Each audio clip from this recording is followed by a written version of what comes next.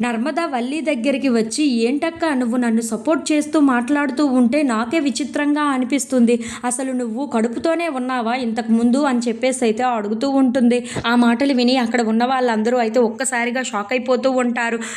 నీ కడుపు పోతే నువ్వు ఎంతో బాధపడాలి. కానీ ఆ బాధ కూడా నీలో కనిపించటం లేదు అని చెప్పేసైతే అంటూ ఉంటుంది. ఆ మాటలు విని తట్టుకోలేక అక్కడ ఉన్న వేదవతి అయితే నర్మదా దగ్గరికి వచ్చి నర్మదా చెంప మీద చాలా గట్టిగా కొడుతూ ఉంటుంది. అది చూసి ఇంట్లో ఉన్న వాళ్ళందరూ అయితే ఒక్కసారిగా షాక్ అయిపోతూ ఉంటారు. ఇంతలో అక్కడ ఉన్న వేదవతి మాత్రం, "ఏం మాట్లాడుతున్నావే నువ్వు? తన కడుపు పోగొట్టిందే కాక, తన కడుపులో ఉన్న బిడ్డను తీసివేసిందే కాక, నువ్వు ఇంకా తనని ఇంకా బ్లేమ్ చేస్తున్నావా?" అని చెప్పేసి అయితే అంటూ ఉంటుంది. ఆ మాటలు విని అక్కడ ఉన్న నర్మద అయితే, "అది కాదత్తయ్య, నేను చెప్పేది కాస్త వినండి" అని చెప్పి అంటూ ఉంటుంది. ఇంతలో అక్కడ ఉన్న వేదవతి మాత్రం, ఒక తల్లికి తన కడుపులో ఉన్న బిడ్డ పోయింది అని అంటే ఎంత క్షోభ ఉంటుందో తెలుసా?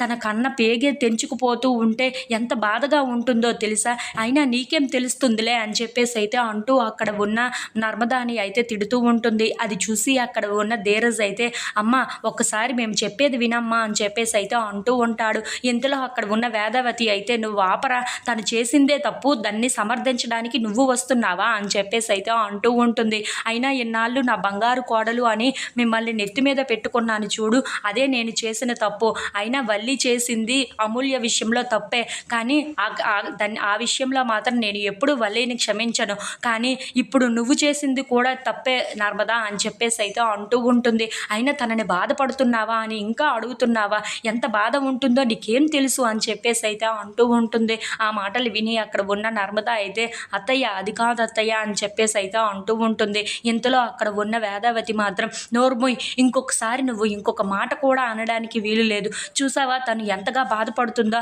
ఆ బాధను అర్థం చేసుకోకుండా ఇంకా తన దగ్గరికి వచ్చి రెచ్చగొట్టే మాటలు మాట్లాడుతావా? నీ మొహం చూడాలన్నా నాకు చాలా కంపరంగా అనిపిస్తుంది. ఇంకొకసారి నీ మొహం కానీ నువ్వు కానీ నాకు ఎదురు పడకు" అని చెప్పేసి అయితే అంటూ ఉంటుంది. ఆ మాటలు విని అక్కడ ఉన్న నర్మద అయితే చాలా బాధపడుతూ ఉంటుంది. ఇంతలో అక్కడ ఉన్న వేదావతి మాత్రం, "నిన్ను ఇలా చూస్తూ ఉంటేనే నాకు చాలా కోపం వచ్చేస్తుంది. అసలు నువ్వు చేసిన పనికి నిన్ను ఏం చెయ్యాలో కూడా నాకు అర్థం కావటం లేదు నర్మద" అని చెప్పేసి అయితే అంటూ ఉంటుంది. ఆ మాటలు విని అక్కడ ఉన్న ధీరజ్, ప్రేమ, నర్మద వాళ్ళు అయితే చాలా బాధపడుతూ ఉంటారు. ఇంతలో అక్కడ ఉన్న వేదవతి మాత్రం, "ఇంకొకసారి వల్లి జోలికి వచ్చినా, వల్లిని ఏమైనా అన్నా సరే ఊరుకునేదే లేదు" అని చెప్పేసి అయితే చాలా గట్టిగా వార్నింగ్ ఇచ్చి అక్కడ నుండి అయితే వెళ్ళిపోతూ ఉంటుంది.